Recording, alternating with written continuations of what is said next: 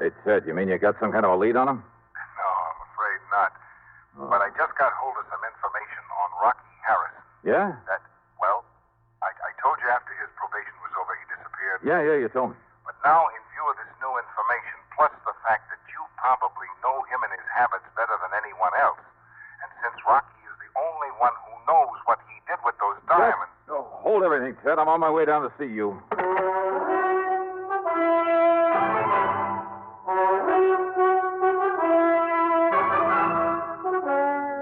CBS Radio brings you Bob Bailey in the exciting adventures of the man with the action-packed expense account, America's fabulous freelance insurance investigator. Yours truly, Johnny Dollar.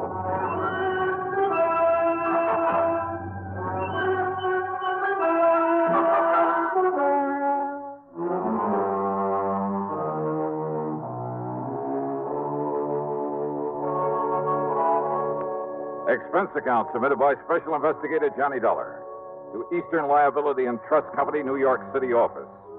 Following is an account of expenses incurred during my investigation of the man who waits matter. Sure, I and I alone could take the credit for Rocky Harrison's trip to Sing Sing over 7 years ago. But the fact I'd not been able to recover the Olney diamonds really stuck in my craw. So what if I was still fairly new in the business at the time? There was no excuse. Okay, then. Expense account item 1, $3.95, a taxi to the station, then train fare to New York. I walked over from Grand Central to Ted Bessam's office at 500 Fifth Avenue.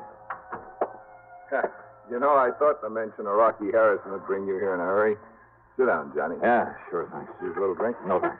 Cigarette? Now, just tell me what you know about Rocky and why you think I might be able to get on the track of those jewels again. Well, during his trial, Rocky played it smart. He knew you'd pinned a robbery on him, so in order to draw a light sentence, he admitted everything. Except what he did with those diamonds. Well, apparently he and his lawyer managed to convince the jury. Oh, that cock and bull story about his having had them stolen from him, that's a lot of hogwash. You know it, and I know it. Rocky was far too smart for anything like that, and too dangerous. And if that servant there in the Olney household who caught him blasting that wall safe, if that servant fell down the staircase accidentally, I'll eat my shirt. Rocky killed him, Ted. I'm sure of it. Same as he tried to kill me. The fact remains he wasn't held for murder. The jury believed his tale about losing the diamonds, and he got away with a short term. All right, now let's... During his 2 years probation, he behaved like an angel. He got himself a job, worked hard, lived modestly, saved his money, and he was a big disappointment to the police, who hoped he might lead them to the stone. But, of course, he didn't. Right.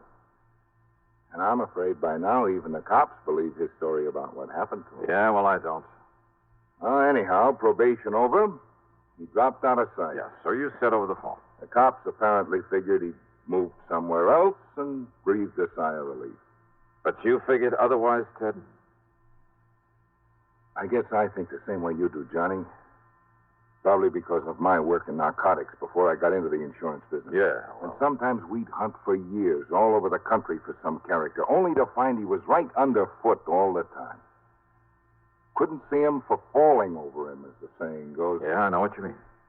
Well, anyhow, I figured that instead of making himself conspicuous in some small town, the best place for a man like that to get lost, the best place in the world, would be the biggest place in the world. Right here in New York. I can't argue with you. So? So when I got wind that Rocky disappeared, well, you know as well as I do, Johnny, that most of these cases aren't solved by any Sherlock Holmes kind of scientific deduction. No, hardly. Sir, they're solved on information. One good stool pigeon is worth all the clues in the world, right? Well... So when I found out he disappeared, I got in touch with one of my paid informants from the old days. An old character by the name of Soder. Soder. Don't think I ever heard of him. Whiskey Soder, they call him. I told him I'd pay him well if he'd locate Rocky Harrison for me. You've heard from Soder? He called me this morning. Told me that he's seen Rocky here in town, just as I thought he would. Where? Well, he wouldn't say over the phone, so I told him I'd send you down to see him. Here, Johnny, I'll scribble his address down for you. Yeah, do that. cheap rooming house down near the Brooklyn Bridge. There you are. Good. Okay, Ken, I'll go see him. Just a minute, Johnny. Yeah? Soder made one thing clear. I don't know just how or why. I guess the why is obvious enough. Yeah? But apparently, Rocky has somehow changed his appearance so much that even his own mother wouldn't know him. But Soda recognized him. Yeah.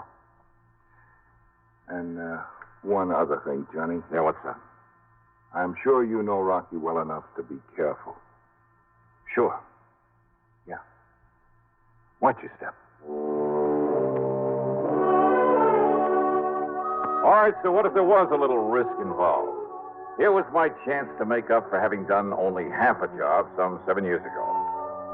Also, I figured I knew enough about Rocky to be well prepared for almost anything he might try. The main thing was to find out what he'd done with the Olney diamonds, and of course, get my hands on them. Expense account item 2, $1.70 for a cab to Whiskey Soda's address. It was the kind of place I'm sure the City Planning Commission will be glad to tear down.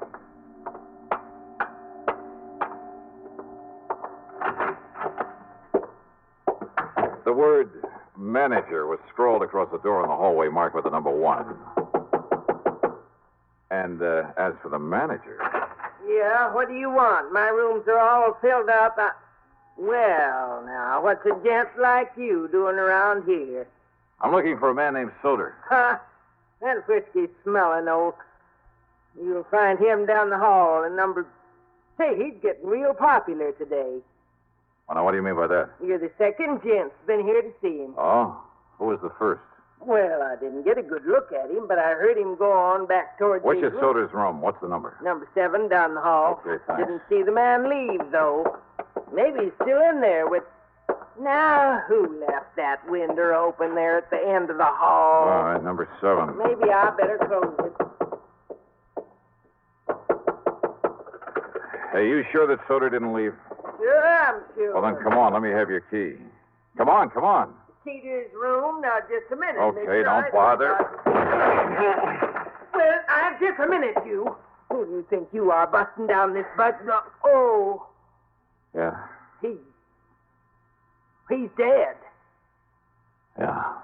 Somebody shot him. Right through the side of the head.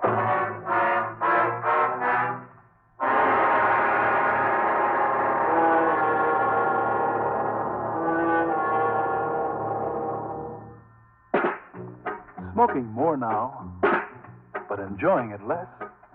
Have a real cigarette. Have a Camel. So good, Have a Camel cigarette. so rich, Have a real cigarette. Have a Camel. so mild. Have a Camel cigarette. And here's the reason why. Best tobacco makes the best smoke. Have a Camel cigarette. You can say that again. Best tobacco makes the best smoke. Have a Camel cigarette.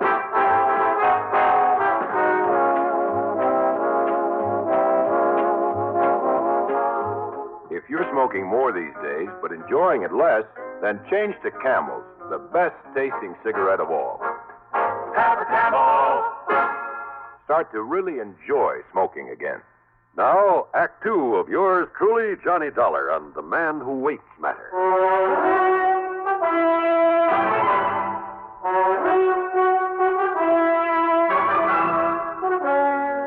Right through the side of his head, right in front of his left ear. That's right. But I didn't hear any shot. I've been up front in my room all afternoon. Because whoever did it used this pillow to muffle the sound. One of my best pillars, too. Look here. Look what it's done to it. The man who was here before, what did he look like? Huh? Well, I only looked out of my room in time to see him coming in here. I didn't get a look at his face. You said he was a gentleman, a gent. Yeah, but I didn't really...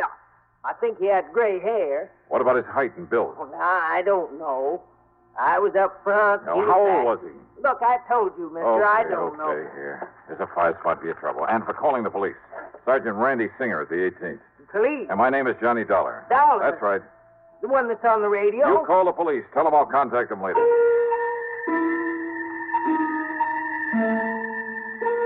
Rocky Harrison had changed his appearance once before, 7 years ago. He'd never known how I'd got on his trail. The only one who did was Randy Singer at the 18th Precinct.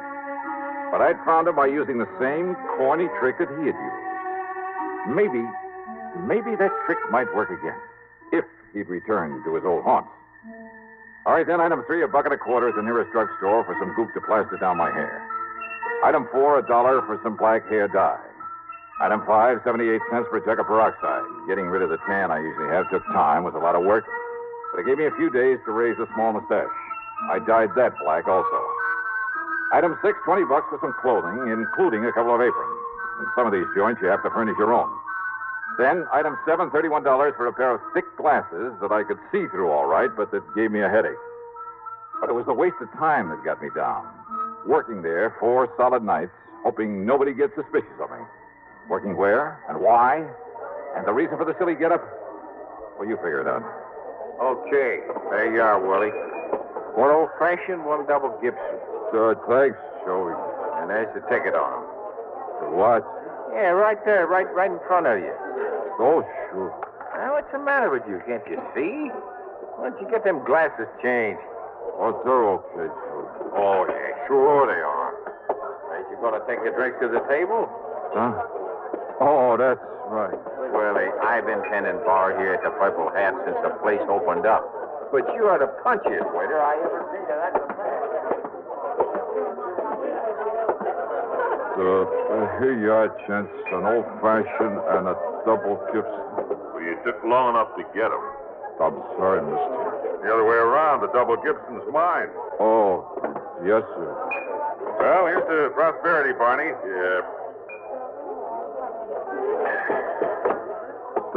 Would you just like to order then and now? No, later. Yes, sir. I'll wait then. Yeah, you do that.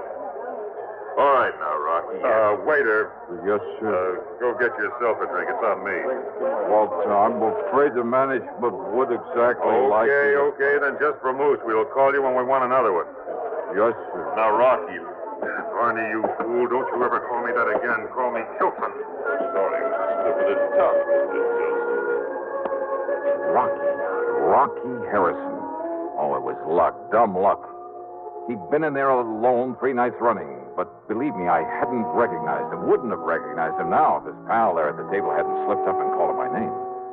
Since probation, he'd disappeared for only one reason, to change his appearance completely.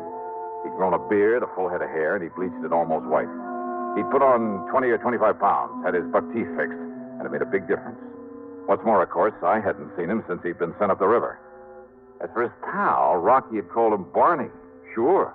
Bernard Little, one of the cleverest big-time fences the NYPD had ever known about, on whom they'd been able to pin absolutely nothing. Sure, it was a natural. Rocky had the jewels stashed away somewhere. Barney knew it and was willing to recut him and fence them out for him. Maybe if I was real lucky, I could nail them both. During their meal, I stayed close to them as much as possible, but it got me nowhere. Whenever I was in hearing, their conversation was meaningless. That's right, Barney. Just tell him that Edward Tilson said it. Of course, Mr. Tilson. Be glad to use your name. I'm certain they'll do all right by you. Yeah, what's more, they were both trying to make it oh so plain that Rocky's name was Edward Tilson. And I wondered, had Rocky by any chance seen through this corny disguise of mine? But apparently not. Okay, waiter, here you are. Thank you, sir. I'll have you change in a minute. It's all right, boy. You can keep the change. Thanks very much, sir. Well, shall we get up? Shall we leave, Mr. Tilson? I'm all ready. I'd like to look up the owner and compliment him on his chef. Why not? Good dinner, wasn't it, Tilson? Excellent. Now, if we can find the owner's office. If they could find the owner's office, they made a beeline for it. And that told me something else. The owner, Pete Monister, had been away when I was hired. Now he was back in town. And he probably knew more about Rocky, more about the jewels, than he'd ever admitted to the police. I wished I'd planted a bug in Monister's office. I'd like to have heard what went on in there. But I hadn't, so I couldn't. Instead, I cleared off the table, and since my hitch for the night was over, I went back into the locker room, changed into my street clothes. As I was about to leave... Don't bother, buddy. Your name's Willie, ain't it? Just a Willie Pagano. My name's Pete Monaster. I own this joint. I've been away a couple of weeks. Oh, how are you, sir, Mr. Here's Monaster? your pay and a few bucks severance. You beat up fight? That's right. I done something wrong, mister? No, it's just that we got enough waivers without you. Shouldn't have hired anybody while I was gone anyway. Just go on out by the back way. Well, sure, sir, but if I thought I'd done something No, wrong, there's no I complaint. could... We just don't need you. That door will tie you open until you get another job.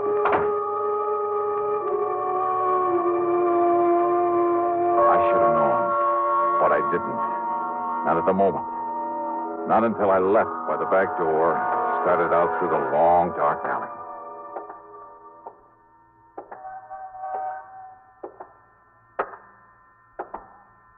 Just a minute. Huh? You're the waiter we had tonight, aren't you? Yeah, that's right. You made a real good waiter. Real good, see? So? So I got something for you, Dollar. Here. No, All right, now, Dollar. You think I'm going to leave you alive? Oh, Rocky, put that thing away. No, it'll bring the cops. It's all right, Barney. I'm just going to use the butt of it like this.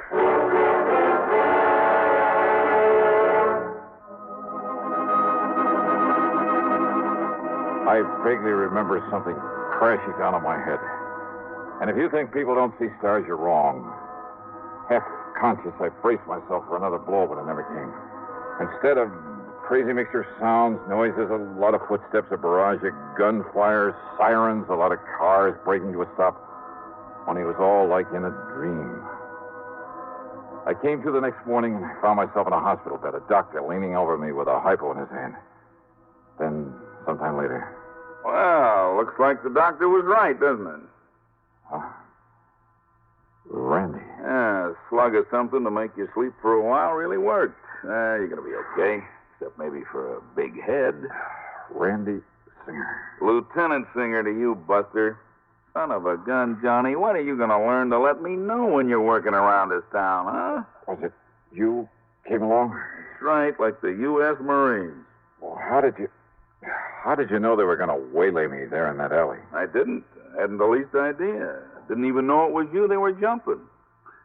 You and that crazy getup, that black hair and the mustache and those thick glasses. Then I don't understand, Randy. Johnny, I've had a bunch of the boys on Rocky Harrison for over a week. You have? Sure, ever since that Stooley whiskey soda told me about him being in town. It was you told me where to look for him. I? When? 7 years ago. The first time you found him in the purple hat. So we've been tailing him for days. Well, if I'd have known that... You think you're the only one that thought he might sometime lead us to those jewels? You found him, Randy? No, and now, thanks to you, it looks like we may as well give up. What do you mean, thanks to me? You just stay in bed. When the boys saw what was happening there in the alley, they moved in. Yeah? When Rocky and Barney started throwing lead, well, the boys kind of thought they'd better answer back. So Rocky and Barney are dead. So now, how are we going to find out where those diamonds are stashed away, huh? Do you know where Rocky was living?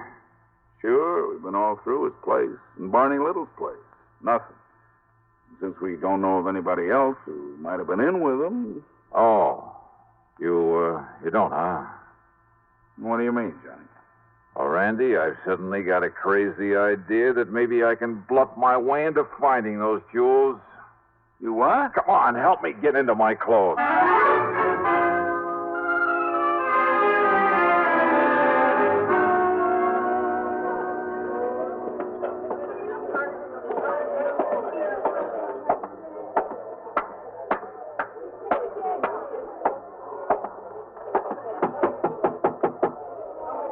Yeah, who is it?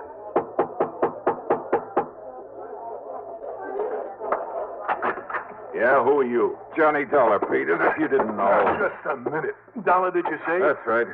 Well, there's something a little familiar about you. Oh, come off it, Pete. Now, waiter.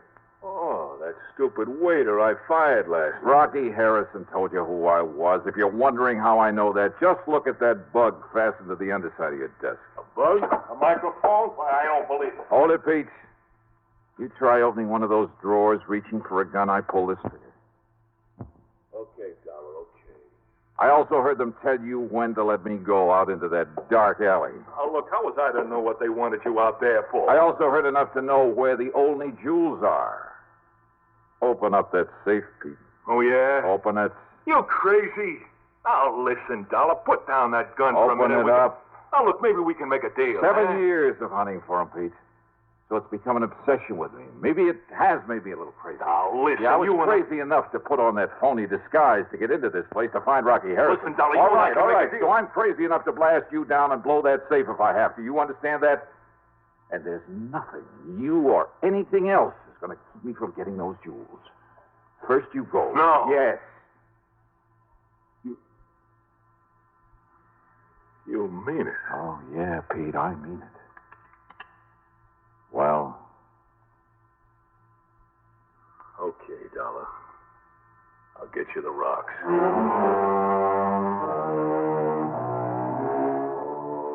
The fee on this one for recovery of the diamonds? Well, maybe the department frowns on such things, but half of the check goes to Lieutenant Randy Singer, NYPD. Good man, good friend. Expense account total, including the ride back to Hartford, well, it just about balances with what I made on my job as a waiter. Yours truly, Johnny Dollar.